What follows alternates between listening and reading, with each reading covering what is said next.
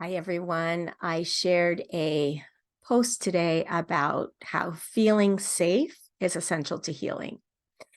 And first thing that came to my mind when I thought about that is, okay, so it's essential to healing, but most people who have had complex trauma have great difficulty feeling safe and even knowing what safety feels like. So how can that be essential to healing if they have difficulty feeling safe and knowing what safety is? So I think that I'm so grateful that we are learning more and more about healing, about trauma. And I'm laughing because I did a recording before this one, and I was reading some of my diary.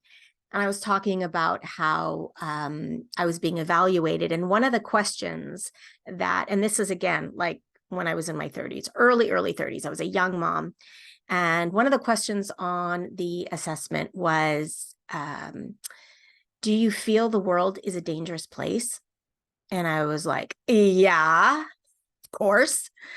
But I was just expressing what I really felt in my body. I was really activated of the time because I didn't feel safe. I didn't feel safe at all, even though the trauma was in my childhood, in my adolescence, and I was now a mom, a young mom. I was far away. I was far removed from the trauma.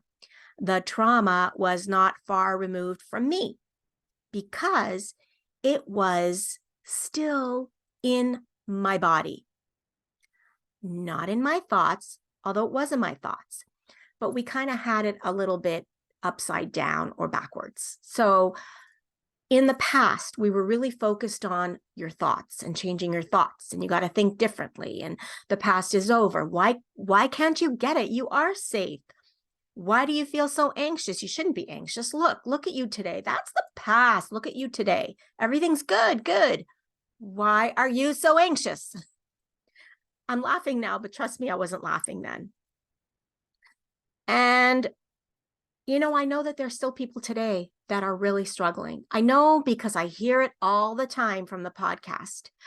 I started the podcast because I knew that as I was learning more about complex trauma and getting educated about it, I knew that there were still a lot of people who did not understand. And the emotional suffering that I went through as that young mom after the trauma was physically behind me. Physically, in that, I shouldn't say physically, wrong word, because it was not physically behind me. It was physically still with me and within me, but meaning it was chronologically behind me.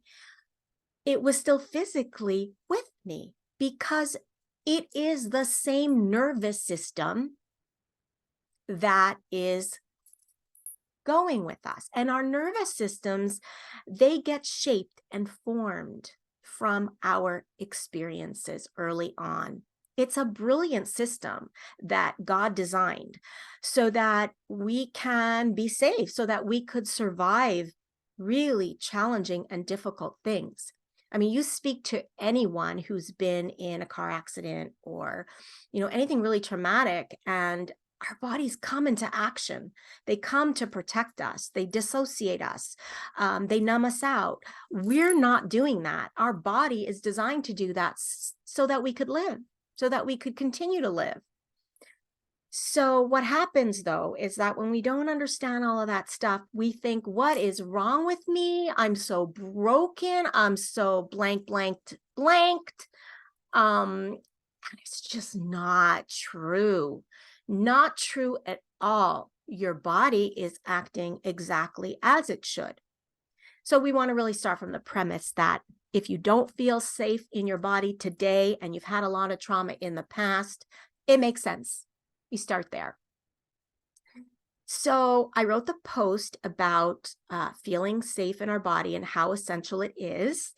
And in the past, you were sort of criticized, or at least I was. I'll point to me because I couldn't do it. I couldn't change my thoughts. I couldn't do the cognitive behavioral therapy that was offered to me to help me. I couldn't do those techniques because they were working on my thinking brain. And my thinking brain was just way too activated because of the trauma responses that I was constantly being that were constantly being activated in my body. And so the focus was here, where the focus really needs to be on, I need to help this body to feel safe. But what does safety feel like? What does safety feel like? That's where we want to start.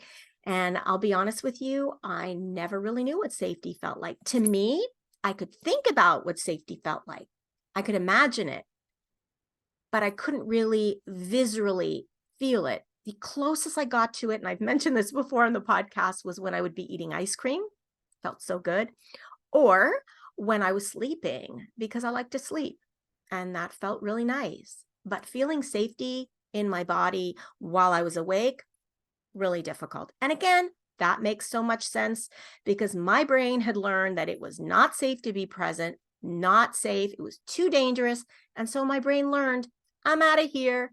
And I kind of learned to disconnect, to separate from what was going on right now. And that's why it's really hard to be present as a young mom. And I am still on that journey all these years later. So much different. It's better, but it's a journey. And I think I'm going to be on this journey until maybe I'll be in an old folks home one day and still need to feel safe sometimes. Anyways, but I really wanted to just talk about that today because that is really important. And so what I want to say is we start small, and I still have a practice that I do every day. I'm in a group right now where I am doing helping people to do that. This is a voluntary thing. This is not something that I'm not doing a coaching group at this moment with that, but we are learning how to find safety in our bodies. We're learning to be grateful. We're learning to be thankful for the really small things, and that's making a huge difference. And that is one of the ways that we start to visually get that feeling of what safety feels like. And it's a process of building that capacity. Anyways, that's what I wanted to share today. It was really on my heart, and I hope that you have found it helpful.